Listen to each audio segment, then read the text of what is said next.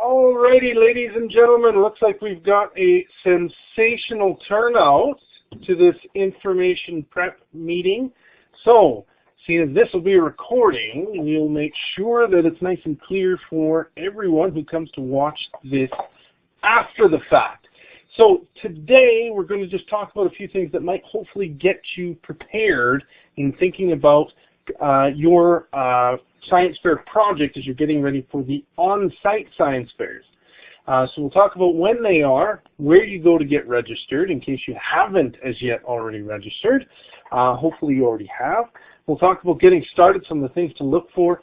We will take a look at where you can get some help in case you want some guidance, assistance leading up to the event. And then we'll take a look at a couple of actual examples.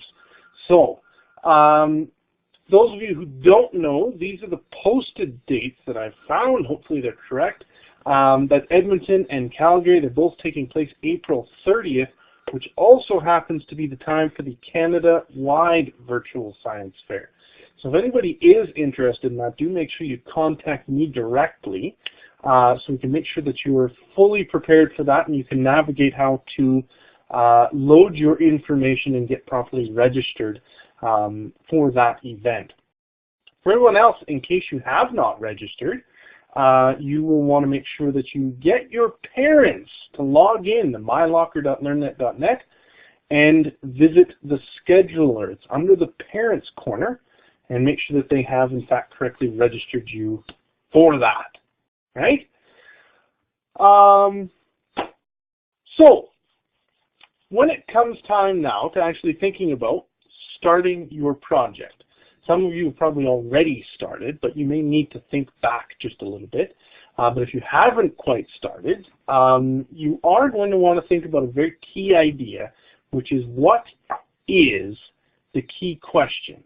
What are you trying to answer by doing, doing anything really, doing any research, doing any experiment, doing any piece? There must be some reason why that you're actually thinking or considering doing that. That becomes sort of the driving force behind your experiment or your research. It helps guide and direct where to go with that. So come up with some sort of clear question that you're trying to answer.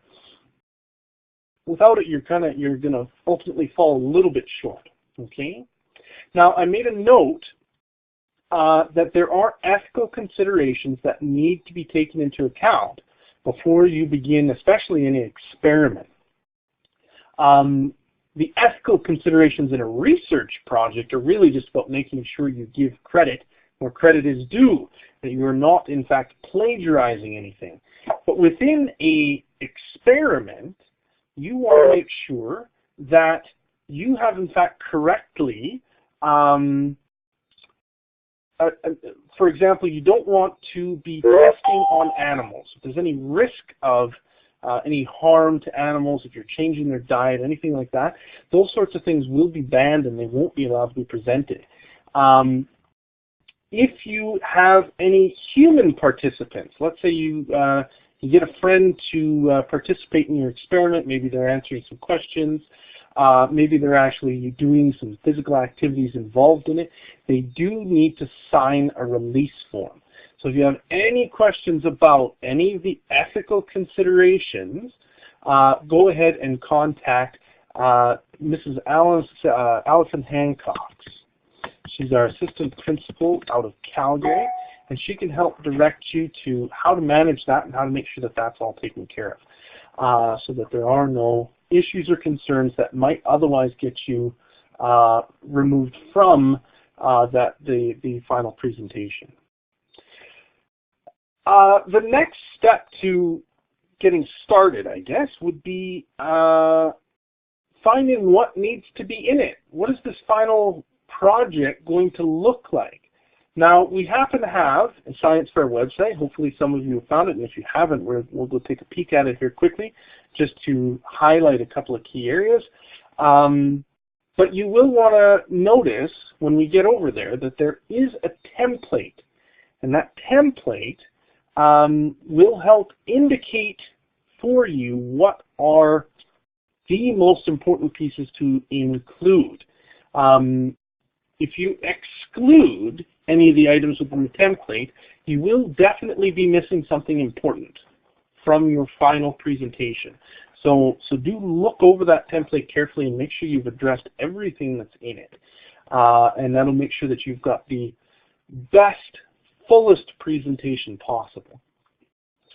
So you're going to find all that information, though, at the Argyle Science Fair website. So let's just application share for a minute here. And just a second. I'm going to do some shuffling here. There we go. So this is the Argyle Science Fair website. Now, in case you're watching the recording, I'm going to make sure that you can access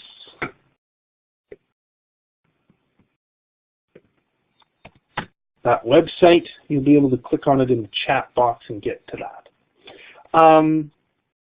So the Argyle Science Fair website, you're going to find all the information that you require to complete every step of your science fair project. Okay, so as you scroll down, right at the top here, you're going to see a lot of the key dates that are very important for you to remember. Now I'm going to remove some of the little extras that you don't need to necessarily see because you won't see. Okay, so you're going to see all the dates, all the pieces there that you need to consider, and particularly if you're looking to try and participate in any other science fair, you're going to definitely want to pay attention to those dates. Otherwise, you just need to remember the other date, which is April 30th. There'll be a quiz later. I've prepared a quiz. I'm kidding. There's no quiz. So anyway, this very first section on selecting a project is very important. Okay, this is going to be the outline. This is going to be the place where you can source out the step-by-step directions to get through your science fair project. Now, you'll see that there is a grade 1 to 5 guided science fair area. Now, this guide, this step-by-step guide, literally is that. It is the fundamentals broken down. So if you want it in the most simplest terms, that's a great place to start. Okay, but for everybody else, there are two others that are filled with some great information. Okay, now one is preparing for a cyber science fair project. Now, it doesn't matter that you're not necessarily doing a cyber science fair project. The rules apply to any science fair project. It's quite consistent. It doesn't matter the format, because that's what really we're talking about, is formatting. This is going to take you step by step through brainstorming through your hypothesis, clarifying your research questions, developing your research, brainstorming and giving consideration to either your experiment or the further development of your research. Making sure that you're including the visuals that enhance both the presentation itself plus the analysis. So making sure you've included some charts and graphs, visuals, even just adding some pictures to try and make it a little easier to understand. Finding some of maybe a video or whatever it might be that's going to make sure that you can demonstrate the best way possible that you know everything there is to know about that particular science topic. And you'll find direction. You'll see that this guide was prepared by Allison Hancock, and it shows you each of those stages as they were completed during an eLive class or a series of eLive classes. So you'll be able to see exactly what that process looked like. Okay. Now there's another one here too called the Science Success Student Guide. Now I can't remember off the top of my head if this is the one. There's one that comes from the Bay Area Science Fair Foundation, and there's one that came from a group out east in Canada, and I can't remember which is which in this one. But when you take a look at it, it'll say. But that guide will again provide you step-by-step guided direction through all the key elements that you're going to need to follow. Now we'll take a look, when we definitely look at some of these examples, you're going to see some of those step-by-step examples and how they were completed. And you know, you will see maybe when you look at those examples, you might have some questions, and those questions should be answered within one of these two guides. So again, it's the Preparing for a Cyber Science Fair Project Guide and the Science Success Student Guide. Both of those are right here, and they're definitely the spot for you to look at. One other important note. Now, if you don't end up going on, it may be of lesser concern, but there is a definite requirement should you go to any of the regional fairs, or if you're thinking about participating in one of the regional fairs, which there's still potentially a bit of time, is you must have a science fair experiment log. So please take a look at those two examples right there, those pieces, and the information here on creating a logbook, so that you can piece that together and make sure it's all prepared. There's some very definite rules about it, because they are trying to use that as a way to both verify that you in fact put in the time, that you did the experiments, that you actually did all the legwork, and that you didn't in fact just shortcut through the process and maybe steal or take results that may not have otherwise been yours or even completed by you. So this gives them a measure of accountability. Okay, and when we come to the on-site science fair, one of the things judges will likely ask you is, well, where's your science fair log? So do keep that in mind. Make sure you get one started and you can prepare that as you go along. I don't think we have a question there. I'll put her hand down in case Mrs. Hiebert, has a question. She can always answer or ask, and we'll bring her back up. But otherwise, I think we can carry on. As you then scroll down the page, you're going to see two specific areas. So if you are going to be doing an experiment, you have an area that is yours for important information that you need to complete your experiment. And one of them is these PowerPoint slides. Now you won't actually be presenting a PowerPoint necessarily when you come to the on-site science fair. You're going to prepare a science fair board, and you'll put all your information on that. However, again, this template highlights all of the key areas that are required in a really good science fair project. So this can be a part of your log book and a part of your final presentation potentially. So do take a look at it and download a copy of that, and you can work on that. You'll find a couple other videos here as well that might help to clarify a couple pieces, okay? In topic 3, if you're working on a research project, so in this case you're not actually going to be doing an experiment necessarily. You might do a smaller scaled down version or something very simple. But the focus here is definitely on the research. The science comes into this in that we're thinking very carefully about proving our hypothesis.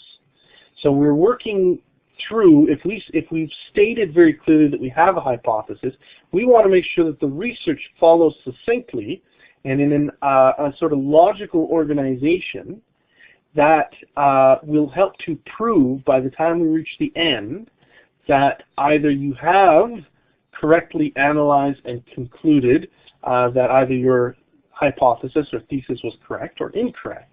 And you're going to have the clear evidence to support that. But even in a research project, there's very clear evidence of the science. Even though you're not creating that basic science in your project, you are still working through that scientific method to isolate and answer your question. Okay? And in the last section, you won't need to worry about constructing a presentation, although you may find some interesting items in there about presenting in general. But you will come down here to the judging area. This is going to be important for you to know what the judge will be looking for. What can you expect when you arrive on the day of, okay? So you'll be able to show up, you'll get everything all set up, and the judges are going to be coming around, and they're going to have some of these sheets, these judging sheets. They're going to be following some of these judging instructions. They may have questions they wish to ask you at the time that you're demonstrating what's on your project boards. So you want to look through all this information because this is certainly going to be a part of how your project gets evaluated and some guidance towards what kind of reflection and what kind of information you can expect during that day. Okay. The last area here is about reflection, and you're welcome to do that. Definitely during the Cyber Science Fair, because we do dedicate such a significant amount of time to students presenting. Students then reflect upon the presentations that they viewed. As you will be there for just a day, you may or may not have an opportunity, but certainly if you get the chance to walk around and look at some of the other people's projects, you may want to submit a reflection to your teacher. So you could take that, for example, and it's going to challenge you. There's some different questions in there for some different levels of thinking. And your responses will sort of indicate to your teacher what you have really understood about the scientific method in your ability to evaluate somebody else's project. Okay? So if you are interested, feel free to take that and go run with it. So that, on the whole, is the Argyle Science Fair website. And feel free to look through all that information, and you will definitely be able to get some assistance there. That's going to be your best source for asynchronous or sort of on your own self-paced guidance to complete your science fair project. Okay. Now I'm going to turn off the application share, and we're going to come back to the whiteboard. And we're going to go take a look at the next question, which is, where do I get help? Now, I just showed you those two guides, the Preparing a Cyber Science Fair Project and the Science Success Student Guide, both located on the Argyle Science Fair website. So you'll have those. Like I say, they can try to answer most of your questions on your own. The other thing, because we don't necessarily have a regular time to meet, we have the three of us. There's Beth Hiebert, who you see her in the room there, and David McKinnon are both organizing the on-site fairs. They're coordinating that piece. I am also available for assistance. But if you create a Google Doc or a Google presentation and you share that with us, right? So you use the blue share button located up in the top right corner, and you put in our email addresses. It'll notify us that you have shared that information. And if you record everything that you are doing in regards to your science fair project in that document, you can always email or contact us and say, could you go take a look at what I've got done so far and perhaps provide me with some feedback. Or if you just have some questions, you can always just email us, and we can try to get back to you as soon as we can, okay? But that will help hopefully make up for the lack of an actual meeting time to get together for that, okay? So that'll be the places that you can go to get yourself some help. Now, we might as well get into it. Hopefully you're already excited. Hopefully the fact that you showed up today, not, if you had shown up today, would demonstrate that you're already excited. But hopefully it's just because you're already so busy working on your science fair project. But here's a couple examples. Now, I took some very recent examples, but there's more on the Argyle Science Fair website that you can go look at. But here's a couple of examples, and they follow the template. So what you'll see here follows the template and are both good examples, one of an experiment and one of a research project. No, both had an experiment, both with research though. This student, he was looking at nitrates in food. So here's his question. Do non-organic vegetables and fruits have more nitrates in them than organic vegetables and fruits? And how much more? So he's got a very clear question that he is trying to answer, and he has a clear hypothesis. This is what I think is happening. This is my answer to the question in my own words.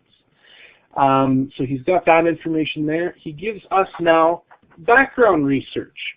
Do we know what nitrates are? Maybe not. As an audience, we might not know. So he's going to tell us all the information we might need to know about nitrates, about and what that's going to do to us. He also lists his materials, what he actually used in performing the experiment.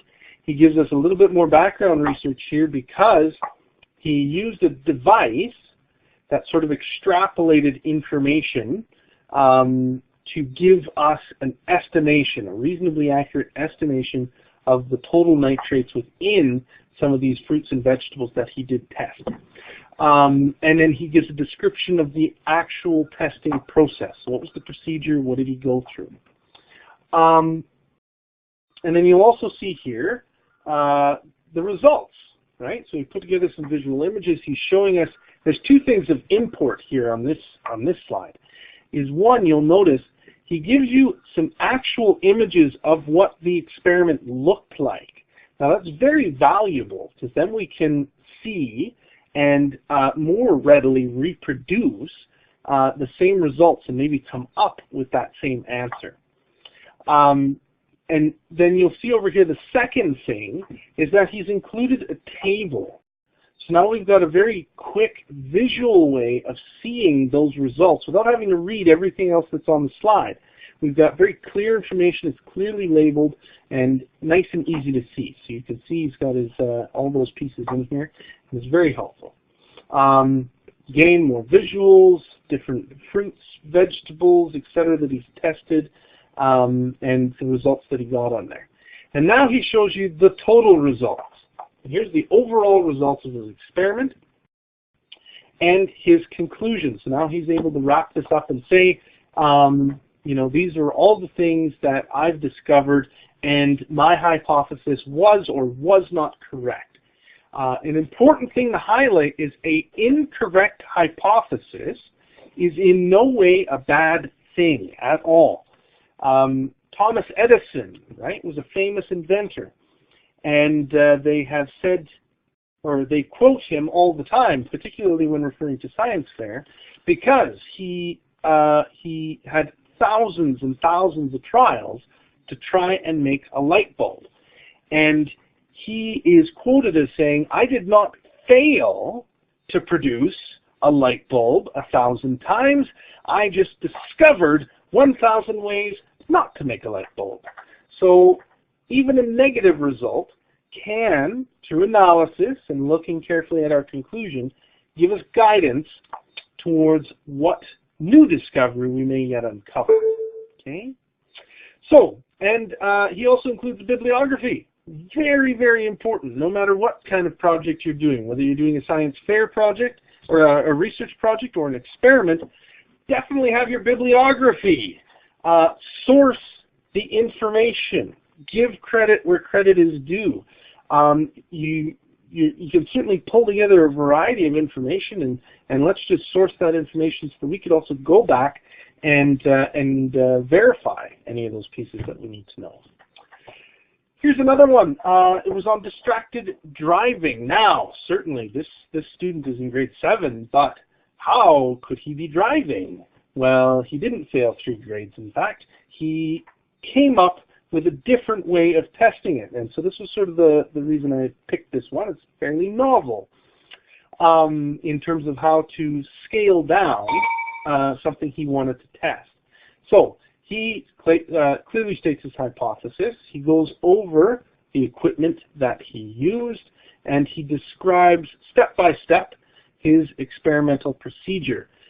He's also very clearly identified the different variables. So there are controlled variables.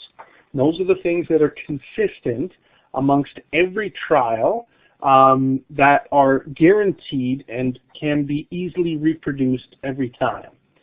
There is a manipulated variable. Now, in this case, he manipulated a few things, but definitely less is better than more. In an ideal scenario, you should only ever manipulate one at a time,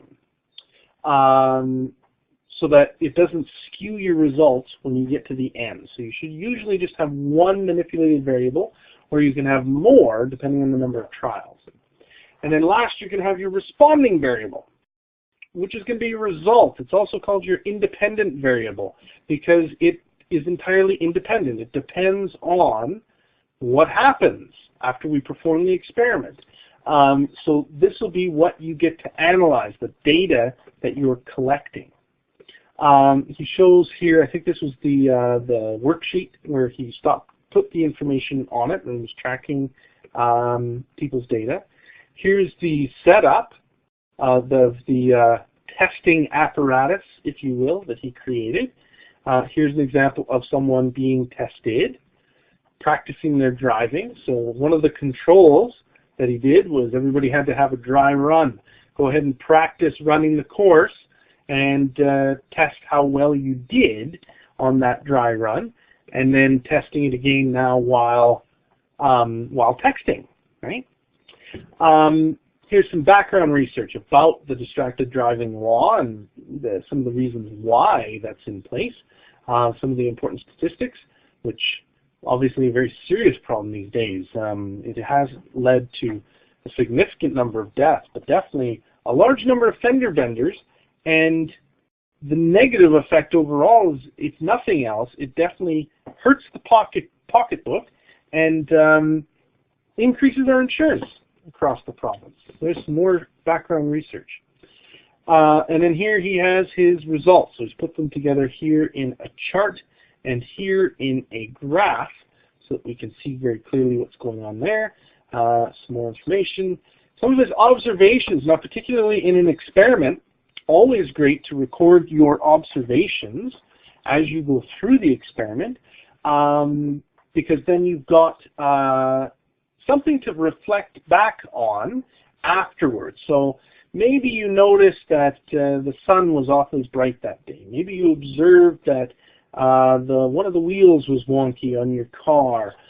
Maybe you noticed that, in this case, he noticed people kept stopping in the road to text a few letters, right? So they got distracted trying to text. But these observations will help to improve your analysis after you've performed the experiments. And then he puts together his conclusion over here. And he identified sources of error. This is also a very important thing. These are not things you have done wrong. These are things that are probably beyond your control that would have affected your results. So for example, if you're doing an experiment outside, the weather, the sun, your dog, were all things that might have gotten in the way and could have created a source of error in your results that would necessarily negate or change. It changes the analysis, right? So these are definite sources of error that you would want to consider. Not mistakes, but clear sources of error that you had no control over. And then here's an example of his logbook, and you'll see he's got all the dates listed there and exactly what it was that he was working on during those days. Okay? And some final acknowledgments and the bibliography. And here's an example of these informed consent forms. So because he used people in his experiment, he had to get these informed consent forms completed so that we are following the appropriate ethics for experimentation with people. Not like he was poking holes in them or doing anything else, but that information is there. And I just quickly threw this in here as an example of the template. You can see it just has the titles.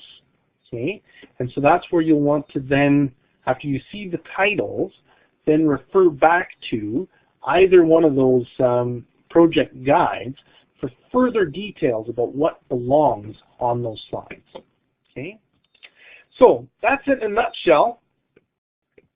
That's all the key information that people are going to need to know. Again, there are those email addresses. So if you have more questions, if you have information you need to share, stuff you need to, that's just burning a hole in your pocket, those are the people to contact and ask. And again, like I say, if you need to consider any ethical concerns around your experiment, because either you're using animals or people in your experiment, then contact Alison Hancock at epsb.ca. Okay, and she can help you out with that. That's it. That's all. Thank you all for coming. Hopefully it was as good for you as it was for me.